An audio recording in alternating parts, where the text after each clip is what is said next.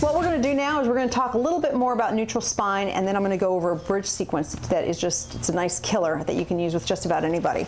So here's the first thing that I want to address is our pelvis. Ideally, you take your hands, the tip of your fingers, and you put it on your pubic bone. You take the base of your palm into your hips, right? And you kind of allow yourself to do a pelvic tilt so you can kind of feel where your pubic bone is. And most people will leave their pubic bone, their fingertips kind of pointing upward.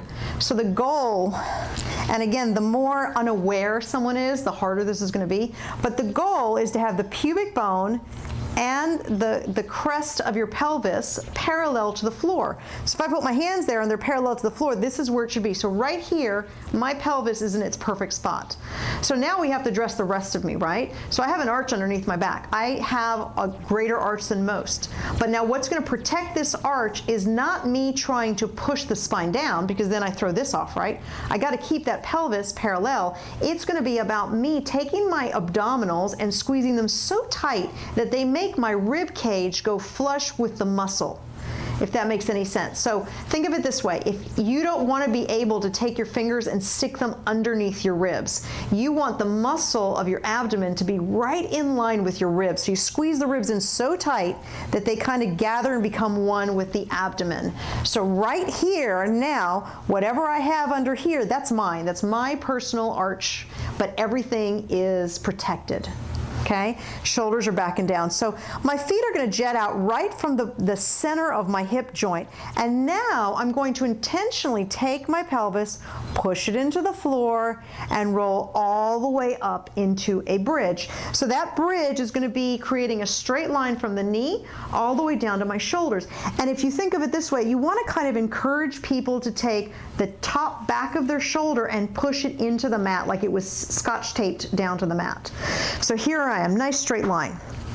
Arms are down. The further out my arms are, the more stability I have and the more instability in. So that would be more of a challenge, right, if I create instability.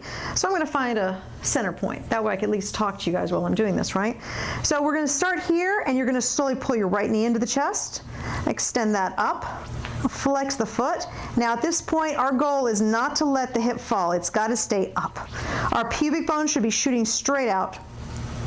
And we're going to pull the leg in and press it away. Pull it in, and now push through the toe to press away. Flex and pull and press away. One more. And bring that leg back down. So again, realigning yourself right into that bridge. Take the other leg up, and again press the leg in and push away. In and away. Inhale one way, exhale the other. Ribs are tight. One more. Excellent, and press that down. So if you want to give someone a break, you can roll through the spine again, but as you're rolling, again, my pubic bone is up, so now I need to take it and push it down and away with my ribs nice and tight. So it stays there gathered and tight. There we go. Little mic adjustment here. Okay, and slowly again, roll it up, all the way up. Knees are jetting straight out from the hips. Pull that right leg in, extend it up, and I want you to draw figure 8. So you can start with a small one, right? And the stronger you are, the bigger that figure 8 can go. Full inhale, full exhale. Again, both hips are parallel from the floor. Excellent. And slowly bring that down. Right there, full inhale and full exhale. Take the other leg up, and again, start off with a small one. And your goal is just to kind of, it's like you're testing the waters. You want to try to get that figure 8. How big can I get that figure 8 without moving this leg and without messing up my pelvis? That's my goal. How big can I get that figure 8? Yes. There we go. One more time. And bring that down. So once again, take that spine, draw it all the way through, push the pubic bone down, pull the knees into the chest if you want. Give it a little stretch. Bring that down again. Again, feet jetting out right from the hip joint. Take a deep breath, and as you exhale, peel that up. Again, nice straight line. Right leg into the chest. Extend that leg up. So we can take the leg to the side and bring it back. So the same thing. You start off with a little one. You kind of feel where your body is in space. And then you work that a little bit more. Wherever you feel you can get away with it without letting this leg move and without changing where your pelvis is. And bring that down. Readjust your bridge. Line everything up. Leg comes up.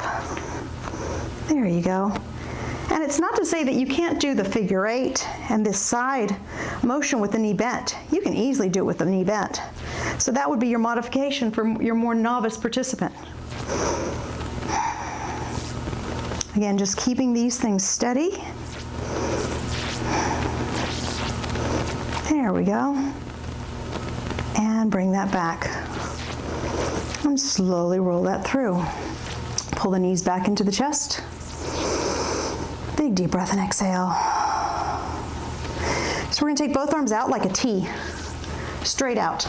And again, your goal here is the top back of your shoulders into the floor, legs coming up, and you're going to slowly let your legs go over to the right. Now your goal here, and what's going to dictate your range of motion, is your shoulders. The opposing shoulder needs to stay into the mat. If it starts to come up, you've gone too far. So you got to be able to keep it down. Now again, you could do this easily for the novice with the knees bent, or they could be slightly bent, or they could be perfectly straight. The opposite hip will come off the floor. It's the shoulder that you want to keep pressed down. And you really squeeze from the rib cage and from the abdomen as you're moving.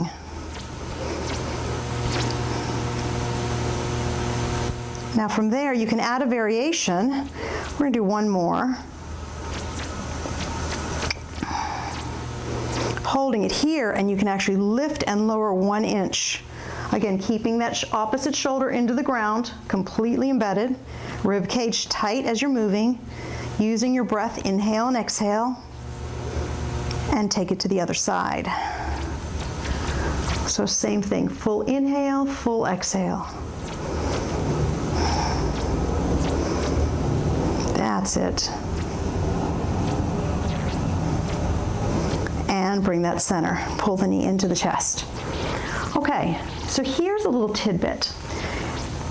What I was showing you with the pubic bone and the pelvis, this applies to stretching.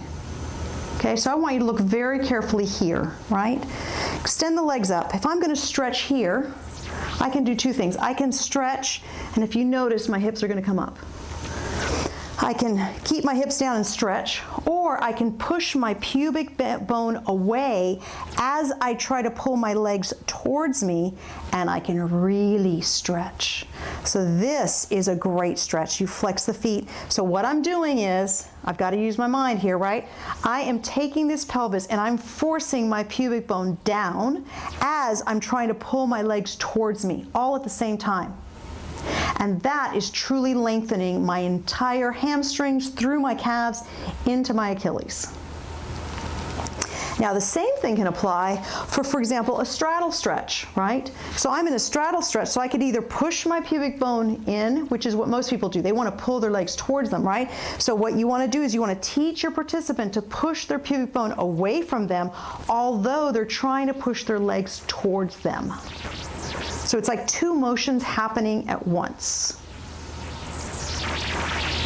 And bring that up. And so the same thing would now apply to our famous cross the foot on the knee stretch, right? So you push the pubic bone away while you try to pull the knee in, and you will see how it gets all the way in that hip joint and lengthens everything that's in there. And now don't be shy, because now remember, the hip is a ball and socket joint. So you actually have a lot of different areas you can stretch. So we're stretching straight ahead, right? Or I can take it at an angle and stretch it. But the key is that my pubic bone is still pushing away from me. So depending on which angle I choose, I always tell people, find the one that hurts the most and then start there, and then that's where you stretch. And then you work all the other ones, and you can turn in this way too. but you got to keep your pubic bone pushing, and it's a conscious thing. You have to constantly, consciously, say that 10 times fast. Consciously, constantly pushing the pubic bone away from you while you do the stretch. Okay? And you would do the same thing on the other side. So any kind of stretches that you do in the lying down position, you would apply this neutral spine to all of them. Okay? It's key. And with that said, now if I'm sitting up, even if I'm sitting up and I'm stretching here, right? Okay, the same thing really would apply. You think about it, people tend to tuck under, right? And so that throws the alignment, of course, of your spine off. So it's all about really trying to lift up. Remember, in class, sometimes some people will say, oh, let me pull my tush up a little bit, right? It's about taking yourself to a point where you can push your pelvis and aim your pubic bone so it aims straight to the floor. That's going to accentuate the stretch of the hamstrings, and then you stretch from there. And actually, if you're doing it right, you'll notice that, you know, you're not as flexible as you thought you would, right? Because here, if you look at me stretching forward, right, the minute I do this, all of this rounds, right? And I've kind of lost the connection of what's going on in my hamstring. But yet, if I have myself straight and I move from the hip joint and keep my spine lengthened, that's about as far as I can go. But right now, I'm getting a maximum stretch underneath those legs. So I hope you enjoyed those pointers. Hopefully it'll make your life a little bit easier, right? And some things that you can add into your class and incorporate anytime you're doing a Pilates session. Bye for now.